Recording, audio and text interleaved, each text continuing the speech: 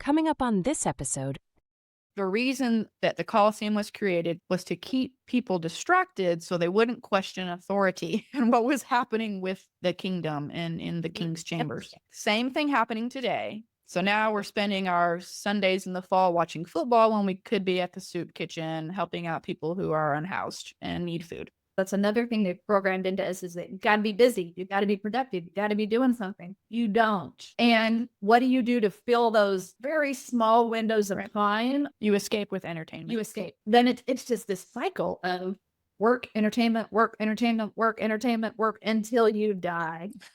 I know. Come explore the depths of consciousness, where we raise the vibes and open minds. We were literally to get in a fight with each other. I feel like you would beat me.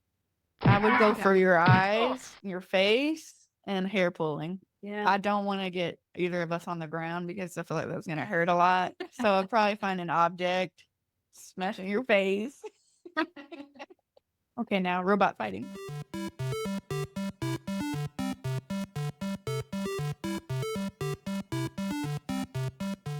Okay. We did it.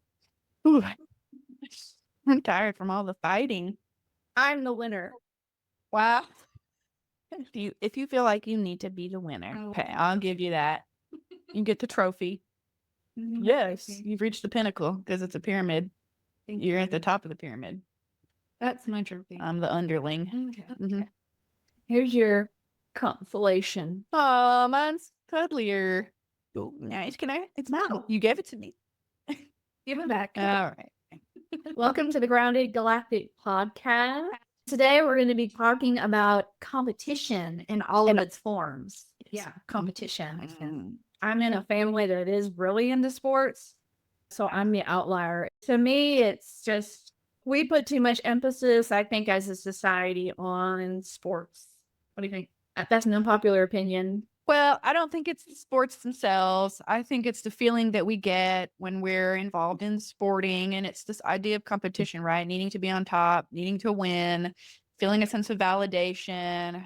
And some of this also is genetic. I was just reading about, like, if your parents are uber athletes or, they're really highly competitive, that gene may get passed on to you. I will say I am a competitive person, and I don't necessarily like that part of myself, I guess. Or at least it's something I feel like I need to work on. But when I think of competition in terms of games, I want to beat you in a card game. I want to beat you at a board game or a game that involves strategy, thinking, that type of thing, because I value my intelligence as one of my proudest aspects of myself, I guess. And so I feel less intelligent that somebody else can beat me at a game of strategy or like a word game. So if somebody else beats me, my husband, he beats me at Connect 4. We get on Wheel of Fortune or Scrabble, I'm gonna, it's embarrassing. But we go over to Connect 4 and I'm like, I didn't even see that. I didn't even see that. So he's got that more spatial strengths. Yeah, I'm really competitive in that way, but I think people get really overly obsessive with sports. I think that's sort of an area in our society that I feel like we need to kind of tone down a little bit. Let me ask you this, because you just described how a part of you kind of has this natural competitiveness, and that in your view, it's related to being validated for your intelligence and the things you can do well. Think about that from a physical athlete, and that they have this athletic prowess, and there's also a lot more incentive for those kinds of competitors versus, I guess you could go on Wheel of Fortune, right? But that's not like, if you were getting offered millions of dollars to play word games, might that change your view about competition and how people may become obsessed? I'm thinking about the National Spelling Bee that kids do, and they always get some families are really into that, and it's a super competitive thing. They're not winning millions of dollars like pro athletes. If the thing that you're valuing and your sense of how you're sort of rationalizing why you think you're competitive, if that was incentivized differently or more, would that change your view, you think? I can think of, the World Series of Poker. And we play poker, we play cards, we love cards. Sure, I could go and make myself someone who goes around to all these tournaments, turn myself into a professional poker player. Same thing with these sports figures that they are making lots of money. Obviously, they're training for years. I mean, they're not just going to jump right into the NFL or the NBA. That already kind of exists in a way for the things that I like to be competitive about. For me, that's not a motivator. I think we're having to fight our biology in a lot of senses. And one of the things we're trying to do with this podcast is become more and more aware of our thoughts, more and more aware of our physiological and biological impulses. But competitiveness is part of this. Humans, for many millennia before now, have been competing for resources, have been competing for the best hunting grounds or whatever. And that still is ingrained in our brains, maybe very deeply. But that's, I think, part of the picture here is becoming aware that humans might have that propensity and then trying to figure out how to work with it and make it productive and make it more about camaraderie instead of competition. I think what my problem with competition is that we don't need more reasons and excuses to feel like we're better than other people or that we need to beat other people. I'm the winner. I'm going to hold the trophy. And I think when we're constantly seeing these, it's basketball, it's football, it's baseball, it's NASCAR, it's tennis. I mean, I could go on. Soccer isn't as popular here, but it's the most popular sport everywhere else. Football. Maybe besides hockey. And I'm not saying it's bad to be into a sports team and to watch these sports teams, but I think as a society, we put so much emphasis on winning and losing and being the best and beating other people that it overflows into our psyche and the rest of our lives. We're competitive with our friends. We're competitive with our coworkers. And we feel like we have to win and be successful and be at the top and be better than. And that's the part that I don't like. And I think one of the things that rubs you wrong with like big sporting things is these big, huge sporting events where you have thousands of fans and then things that are televised, millions of people at home watching these games, and they're so passionate and emotional and there's so much energy behind what they're doing. Yet we have all these social problems where there's no passion being put, so it's like there's this recognition that we know people are capable of being passionate and having this sort of team mentality, even if it's for your specific team that you're rooting for. Why can't that translate, or how can we get that to translate?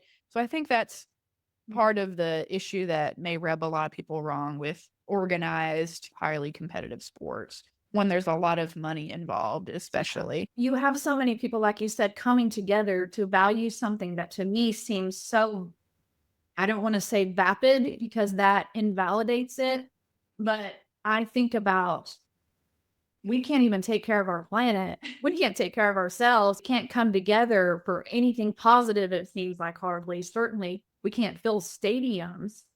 I don't get it. Well, I think part of it, again, I think this goes back to our biology, or it may be more psychology than biology, but that sense of belonging that we're all searching for. And so sometimes that gets channeled into I'm tying my sense of belonging, my sense of identity to the local sports team. Let's say the Arkansas Razorbacks. And around Arkansas, we don't have pro sports. So the Arkansas Razorbacks is the team of the state. And so many people that are fans, they really tie their self-worth and their identity and their sense of belonging to that. And then so when your team loses or has a losing season or, a heartbreaking ending to one particular game, it's like completely you lose yourself. Some people go into a rage, even though it's so horrible. To me, it does speak to that innate human drive that we have to belong to something. And that's sort of what we're trying to go towards, right? Sure. Community, belongingness. Everyone feels like they can belong. Let's remove the toxic competitiveness or the type of competitiveness that's not healthy. Well, I think when you talk about healthy competitiveness, when did we stop doing things just for fun? Why does there have to be a winner? Why does there have to be a loser? Well, let me add, because I just came across an article talking about the psychology of competitiveness, and there are certainly healthy ways to be competitive. And part of that is how you're competing with yourself to set goals, to challenge yourself on the goal that you've set to reach some type of achievement that's personally meaningful to you. Yeah. So with healthy competitiveness, I mean, the one thing that comes to my mind is you have these high schools, colleges, different programs where people are entering a science fair or something like that, where they are competing to build something, make something, create something that helps a real world problem. For me, I like playing games just for the fun of it. I don't really care. I mean, as a kid, yeah, I wanted to win. Like even now, I'm like, yeah, I kind of want to win. But some people are so attached to that that it's really hard to move on from that. And you're right. We do want to belong. We need people to survive. We cannot survive on our own.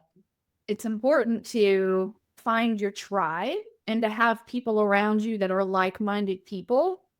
But unfortunately, I see and I hear a lot of this on social media, the me and my family mentality. Everything's about me and mine. If you're not in that bubble in my life, fuck you. Woo! I don't care about you. It's like, I only am worried about this circle of people that have influence on me and people that I have influence on, and we all are of the same mind. And maybe it has nothing to do with a sports team. Maybe it has to do with your religious belief, your political belief, where you live. It doesn't matter what it is. Is some people, even with the best intentions, and they might be perfectly nice people, they don't care about anybody outside of their me and mine bubble. And I can definitely know that that's frustrating for me too, especially when I was doing advocacy work. And, you go to a Razorback game and everyone's ooh rah rah and brotherly love. And if you're a Razorback fan, you're in my crew now. But outside of that, if you oppose me or you disagree with me on something, it's like, butting heads constantly. And I think that's been a programming issue that we've seen with society on social media. Everyone's trying to keep up with the Joneses now on social media. Mm-hmm. And constantly having competition on TV, not just sporting events, but you've got a ton of reality competition shows.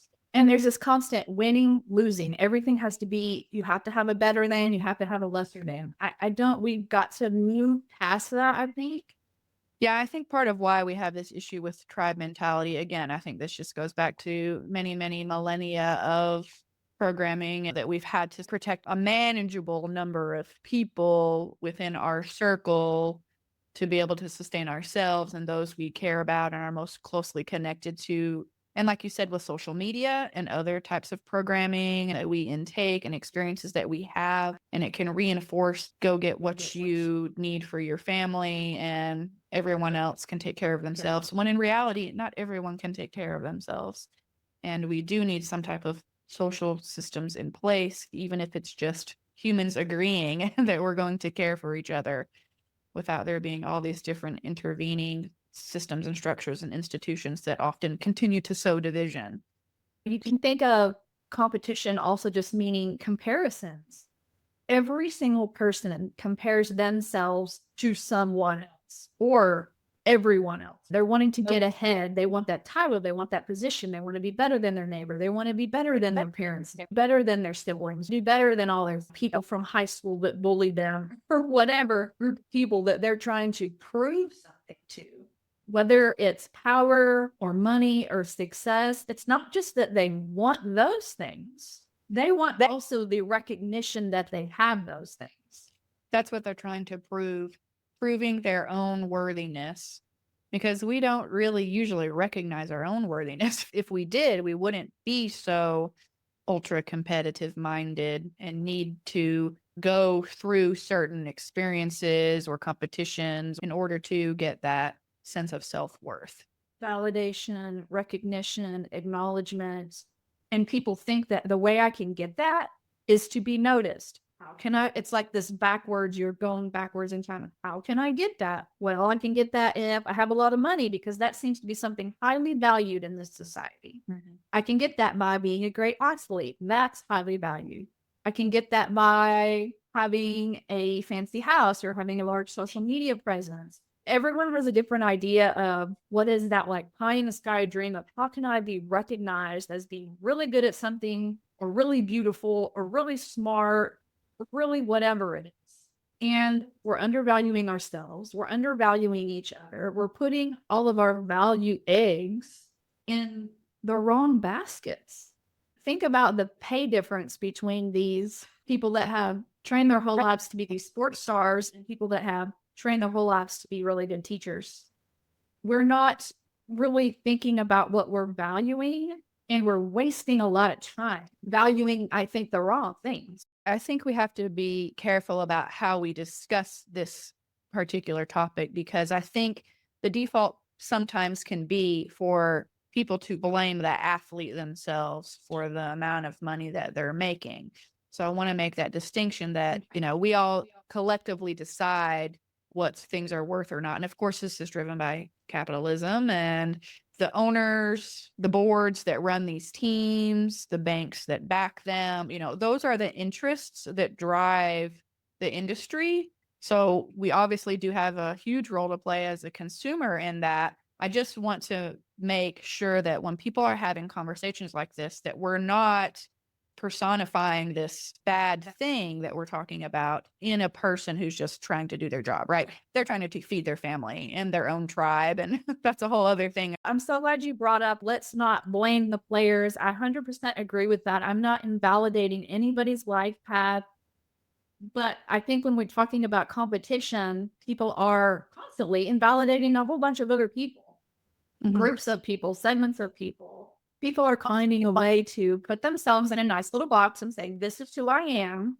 And I don't like you because of this. And I don't like you because of that. Because maybe they don't have the power. They don't have the money. They don't have the success.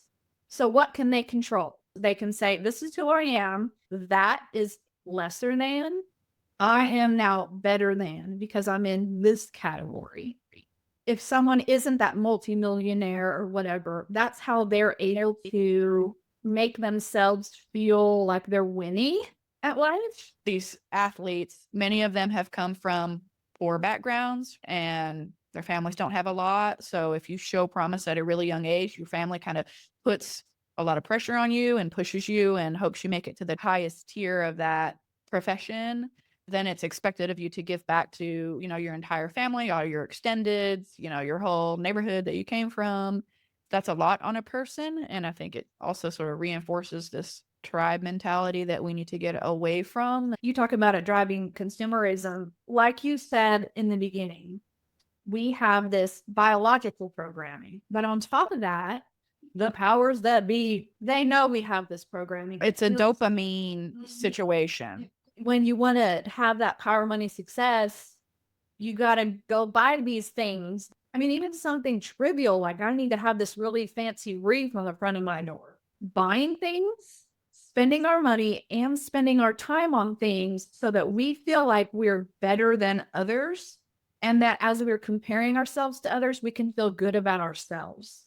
We need to start feeling good about ourselves because we're beautiful, perfect beings already. Magical unicorns.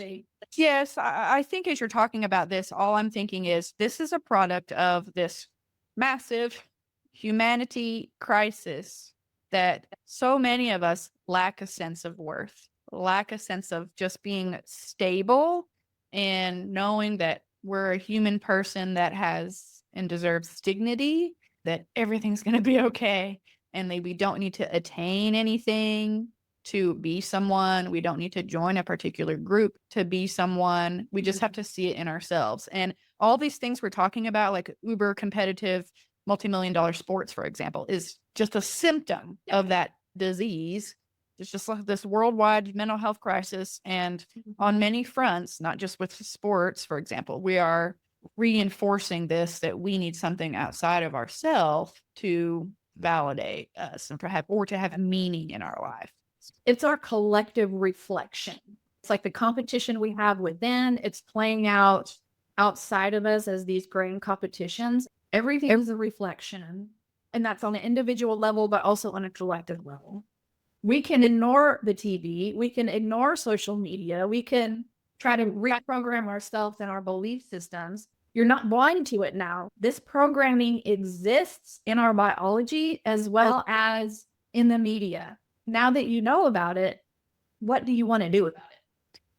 And we've talked about before in previous episodes the power of meditation. Once you become aware of something, you can grow that awareness and be more aware of your awareness, more thinking about your thoughts in meditative states. So if you don't know how to do anything else, you can sit down and meditate and ask yourself a question. What am I doing? Why do I feel this way? And it's not about seeking an answer. It's about just continuing to ask the question over and over again. This helps to train your brain to question everything. Like for me, fall time means football. Fall time means fantasy football. Fall time means on Sundays and Thursday nights and Monday nights, I would love to keep my schedules open. So if I so choose, I can watch some football and keep up with my fantasy football. To me, it's a fun pastime, but then I get really mixed feelings throughout the season because, for example, I'm watching my favorite team play and a player goes down and gets hurt. And all I can think about is it's so fucked up. Since you're dropping the F-bomb in this episode, I can say how it's so fucked up that I think of them as kids because many of these pro athletes in the NFL, for example, are early 20s, late 20s at the oldest usually. They're kids and they're out here putting their bodies on the line for our entertainment. And, in their view, many of them are sort of still having fun and all of that, making money and doing what they want to do. But there's also that other part of it where it's really dangerous. And we already know the statistics about multiple concussions and how later in life that can lead to problems with former NFL players and other athletes that have contact. That makes me really sad. Way back in the day, way before our lifetimes, you think about they had arenas where people were watching other people kill each other. That was their entertainment. They were watching bullfights and people trying to fight lions or people trying to fight each other and jousting and things that happened several hundred years ago. You know how all that got started? Have you ever seen that video that's circulating online? Maybe we can link it here. I can't think of the guy's name who talks about it. But he's essentially talking about the Roman theater, the Colosseum, right? So the reason that the Colosseum was created, the reason that the games were created was to keep people distracted so they wouldn't question authority and what was happening with the kingdom and in the king's chambers. So same thing happening today. Most definitely, it's a huge distracting thing. So now we're spending our Sundays in the fall watching football when we could be at the soup kitchen helping out people who are unhoused and need food. That's exactly where I was going with that comment. So I'm glad that you picked up on that. It's just another form of entertainment to distract us from our lives that we're already not happy about because a lot of people don't like their jobs. They're really, really busy. I mean, everything's just constantly moving around because that's another thing they've programmed into us is that you got to be busy. You got to be productive. You got to be doing something. You don't. And what do you do to fill those very small windows of time of rest time? You escape with entertainment. Yeah, entertainment, whatever that is for you. Mm-hmm. Then it's just this cycle of work, entertainment, work, entertainment, work, entertainment, work until you die. I know. And yeah, they do not want us to have time to stop and reflect. We're actually going to be coming out with like a playbook soon, and it's going to be like a interactive workbook to get you to start that process. The system is designed for us not to be able to even reflect, much less do anything to take action and change our lives or change the lives of people in our community or do anything besides live in the system. That's when awareness comes in. When you start broadening your awareness, you can catch yourself. And I think for me, the way that I can best catch myself is paying attention to my emotions. I can tell, and I know because I've been busy the last few weeks moving from one house to another, and I've found myself getting frustrated and angry. And I'm frustrated and angry because my to-do list is 1,000,000 times long without even having to move already. Now it's an extra 1,000,000 times longer. And I'm so frustrated when I wake up in the morning that I've got to do X, Y, Z, A, B, C, D, E, F, G, and there's never any time to do anything else. And I don't see an end in sight. Pushing beyond that, you need time to contribute meaningfully to society. It's like I'm angry and frustrated because sometimes I just want to break my whole life. I would just want to stop every single thing I'm doing And, we talk so many times in our family and my in-laws, let's start a family compound. Let's start just taking care of each other and getting more integrated into our hyper local community. And those are the X, Y, Z, A, B, C, D, E, F, G I want to be doing. It's supportive, it's enriching, it's cooperative. It can be fun, obviously. I think we're naturally, meant to sort of have fun and enjoy things, but we're kept so locked down constantly with all the things that society said we have to do. Like you said, we have to be productive. We have to be productive in specific types of ways. A lot of people get stuck in this system because they think they have to buy things a lot of times you don't even need, or people end up with bills, they end up with debt. And that's how they can quickly get into this system that keeps them in this loop. It's a debt system. It's Yeah. designed to be a debt slavery type of system. That's exactly what it is. So let's learn to break out of it. And It's so hard though. It's Yeah. because when some people are in so much debt, when we're like just even talking about student loan debt, and if you're not taught about this going in and you're just taking this money and thinking, oh, I'll make a bunch more money when I get older and get to my profession, it's never like that. But there's so many young people that don't know that. Yeah, and it really snowballs, and all of our various systems are all tied into this. The education system says you need to be college and career ready, which means you need to go to college. You got to get into debt for that, most people, especially in the US. And when people hear the word career, they think desk job, office job. They don't expand that into, oh, I can be an artist, I can be an engineer, I can be anything that I want to be. The school system are driving people to be just worker bees. You got to have a house, you got to have a car, therefore you're going to get in debt. And then, that's how the cycle starts. They start us really young. So then your choice is, okay, work myself like a dog for X amount of time to pay this off, or pay the bare minimum and just it'll fall off when I die. It's like you're still working like a dog. Or what's the alternative? Not pay it at all. And then your credit is ruined. Maybe you can't buy a house. There are other consequences if you want to continue to live in society. There's also another option of I can build my own home because I've built this knowledge and I'm able to make connections and have relationships with someone who has land, and maybe I can learn how to, but it's like, that's like, no one hardly takes that path, right? Seems like it's the hardest path to take. You need lots of knowledge and skills and time and energy and awareness to even start down that path. I remember when my oldest child was in 5th grade, they came home one day from school and they were just so upset. And I was like, what is the matter? What they told me is they were really overwhelmed about life and how at their school, they were really pushing, what do you want to be when you grow up? What is your career going to be? What college path do you want to take? In 5th grade, they were trying to get kids to already categorize these major life decisions. And I'm like, what is the point of doing that with young kids? Stop. So it's not just this competitiveness and consumerism and all of this. It's education system as well.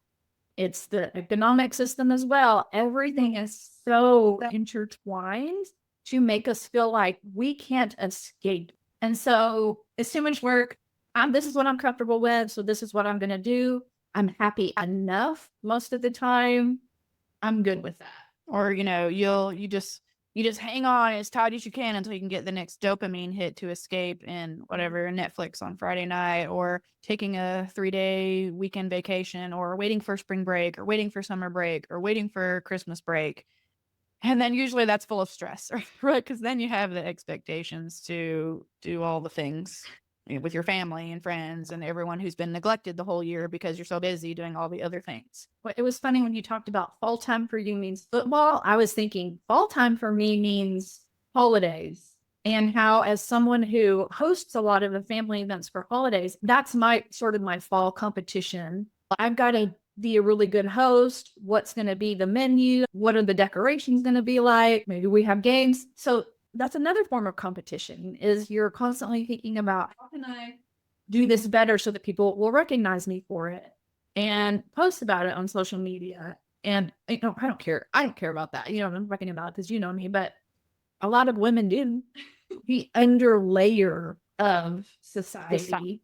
That's another thing that we're trying to do in these podcasts and these videos, is getting people to see what is underneath Yeah. Open the curtain. What is the source of all this? Let's talk about it on podcasts like this. But if you never do anything about it, you're still stuck in the cycle. That's why we have the 3 R's, the revolutionize step. You've got to reflect on it, have realizations, and then you got to do something about it. Yes. And I really, since I gave a long spiel about my football in the fall and how that can be really conflicting to me, I've got to figure out a new behavior this fall. I don't want to feed into that. I get pissed off at myself, if I'm being honest.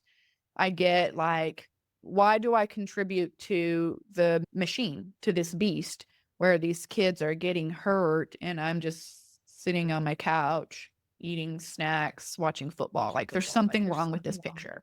I have to figure that out.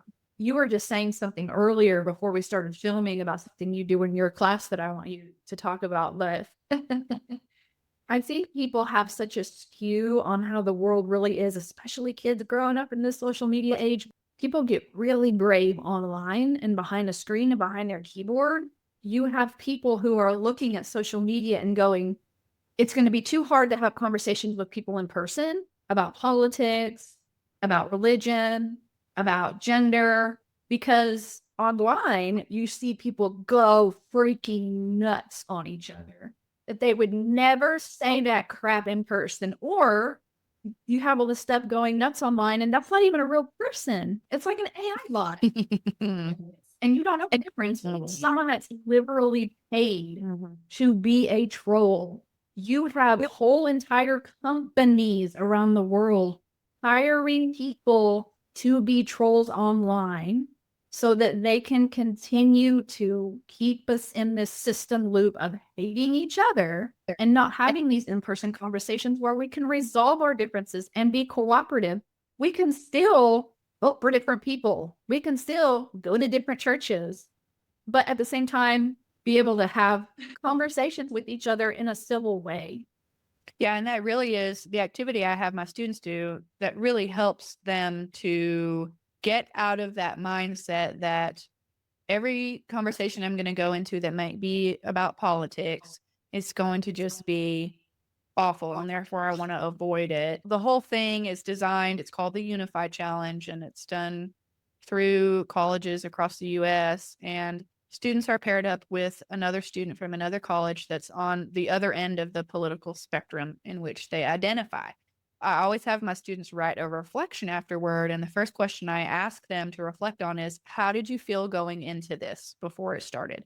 99% of the time, my students will say in their reflections, I was really nervous going into this. I thought this person and me were going to disagree a lot. I thought we might even fight. I'm just assuming it's going to be really uncomfortable, and I don't want to do this. And 2 paragraphs into their reflection, I'm so glad I did this. This was not what I expected. We actually agreed on most things. We just don't necessarily agree about how we might get to it all the time, but we listened to each other and we were respectful with each other. And thank you for allowing us to have this experience that we never would have had otherwise. I love that, because then you can also practice having conversations with people in person.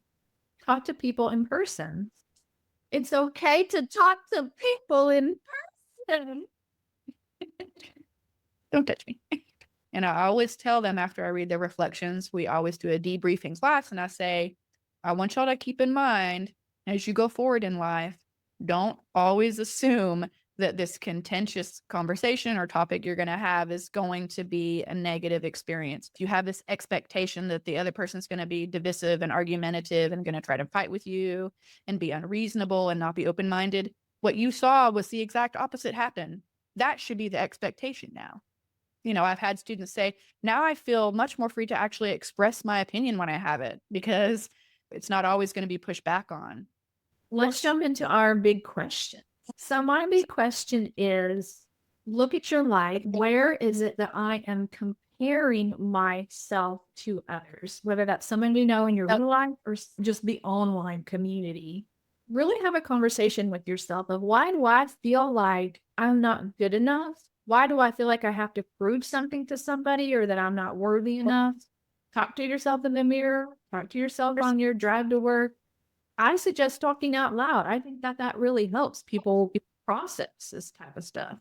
That's what mine is. It's a question, but it's also a call to action. Word. My big question really is, who is your tribe? Sit down and think about who's in your tribe. Who might be missing? Are you excluding anybody? Are there new experiences or situations or environments you could put yourself in to meet people you might not normally meet or have conversations you might not normally have? It's extremely important for us to help deepen connections with other human beings and push society collectively to a much better place. Our website is up and running, groundedgalactic.com. You can go there and get links to all of our socials, all of the podcast platforms, our YouTube channel, and you can also see what some of our upcoming projects are. Please go check out our website. Email us at groundedgalactic@gmail.com if you want to share your story with us. Cool, dude. All right. I think that's a wrap. Great episode, Emily. Great episode, Allison.